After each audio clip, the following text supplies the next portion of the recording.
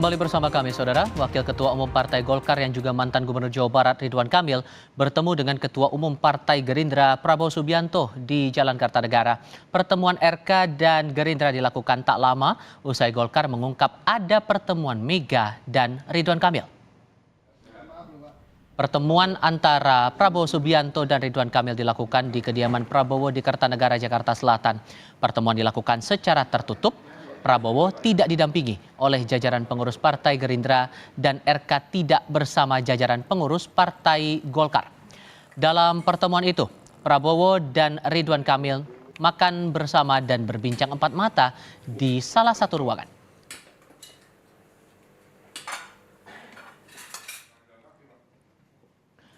Partai Gerindra menilai pertemuan bakal capres yang juga Ketua Umum Partai Gerindra Prabowo Subianto dengan Ridwan Kamil adalah pertemuan biasa. Pertemuan tertutup yang berlangsung selama 1 jam ini disebut hanya peristiwa silaturahmi karena Partai Gerindra selalu mendukung karir politik Ridwan Kamil di Jawa Barat. Juru bicara tim pemenangan Prabowo, Andre Rosiade, menyebut pertemuan Prabowo dan Ridwan Kamil belum membicarakan calon wakil presiden.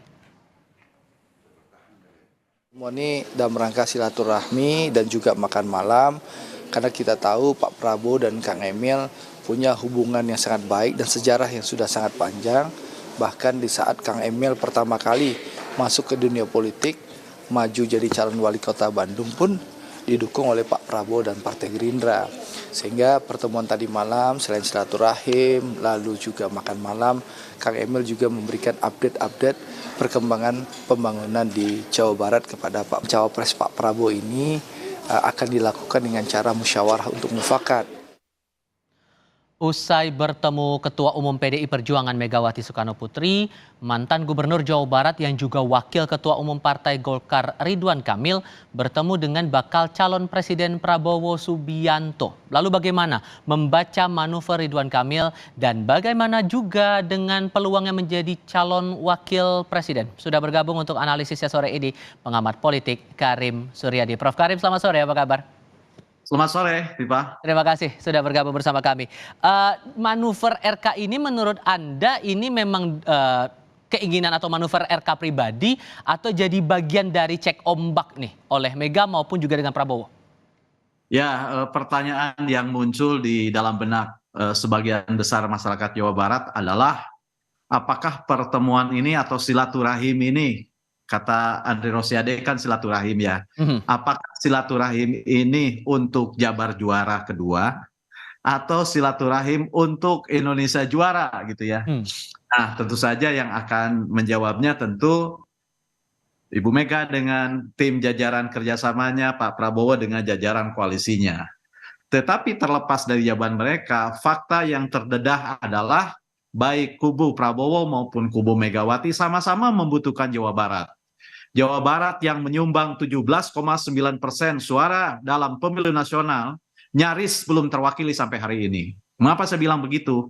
Karena kalau melihat perilaku politik warga Jawa Barat dari pemilu ke pemilu tidak monolit.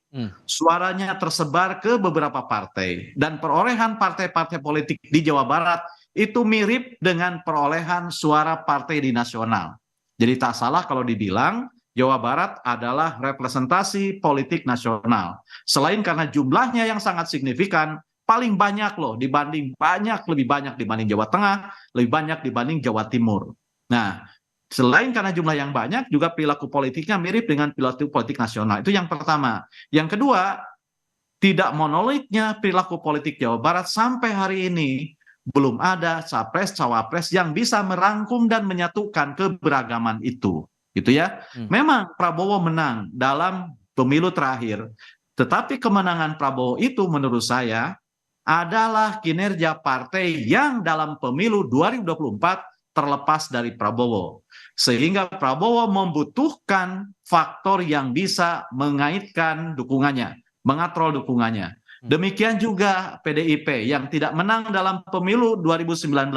Tentu saja membutuhkan kemenangan karena rasanya gitu ya, meskipun menang secara nasional tapi mungkin penasaran kok Jawa Barat tidak bisa ditundukkan. Itu yang pertama. Sehingga Tetapi jelasnya, maaf saya saya- potong Prof, sehingga jelasnya bahwa pertemuan antara RK dengan kedua tokoh ini jelas hubungannya soal menjadi calon wakil presiden untuk Ganjar ataupun juga untuk Pak Prabowo Subianto. Saya tidak mengatakan itu, tapi sulit juga membantah untuk tidak membicarakan itu. Mengapa begitu? Sebab kalau tidak untuk pemilu 2024, mengapa pertemuannya sekarang? Gitu ya. Hubungan Prabowo dengan Ridwan Kamil, hubungan Mega dengan Ridwan Kamil itu sudah terjalin sejak lama, itu yang pertama. Nah, yang kedua, ini kan momentum. Momentum karena saya bilang tadi, dua kekuatan ini membutuhkan Jawa Barat. Dan kalau sekedar ingin mengupdate perkembangan di Jawa Barat, mengupdate informasi tentang bagaimana cara berkampanye memenangkan Jawa Barat, tentulah yang dipanggil tidak perlu Ridwan Kamil, wong saya juga bisa, Tipa juga bisa gitu ya. Jadi menurut saya ada hidden message yang lebih dari itu. Mungkin dibilang cek ombak, tidak. Kalau cek ombak harusnya ke masyarakat. Jadi saya pikir ada proses komunikasi, cuman proses komunikasinya. Apakah Ridwan Kamil sebagai wakil ketua umum Partai Golkar atau sebagai pribadi? Saya cenderung melihat ini faktor Ridwan Kamil dibaca sebagai personal. Kenapa? Karena pertama, dia hadir tidak menggunakan atribut Partai Golkar. Kedua, dia tidak hadir didampingi oleh petinggi Partai Golkar yang lain. Dan Prabowo pun tidak didampingi oleh jajaran pengurus Gerindra. Jadi ini memang sedang berbicara antara Prabowo dengan Ridwan Kamil. Tapi karena sebelum pertemuan itu pun juga kalau kita lihat kan sebelumnya sudah ada pertemuan antara RK dengan Bu Mega, bahkan sudah terang-terangan ditawarkan sebagai bakal calon wakil presiden begitu. Menurut Anda gimana tuh? Itu tidak? Ya, jangan lupa gitu, jangan lupa. Ketika kita melihat secara teori tentang bagaimana wakil presiden dipilih, teori menyatakan pertama, harus ada sharing tiket ya, sumbangan tiket gitu ya. Apakah sumbangan tiket itu sumbangan dari dukungan secara ideologis, itu tidak masalah. Baik Gerindra maupun PDIP sama-sama nasionalis, tidak berbeda. Yang kedua, sumbangan dari aspek geografis. Sudah saya jelaskan tadi. Kedua kekuatan ini membutuhkan dukungan Jawa Barat. Dan sampai hari ini belum ada tokoh yang bisa merangkum keberagaman Jawa Barat dan belum bisa ada faktor yang bisa menggait dukungan Jawa Barat.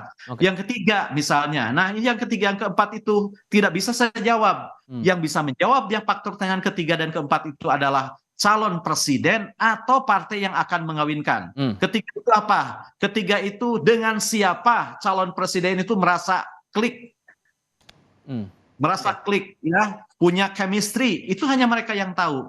Dan yang keempat, calon wakil presiden yang dipilih adalah mereka yang bukan hanya memiliki kompetensi untuk bersama-sama menjalankan pemerintahan 5 tahun ke depan, tetapi ia adalah yang pantas jika dalam situasi yang memaksa harus menjadi presiden.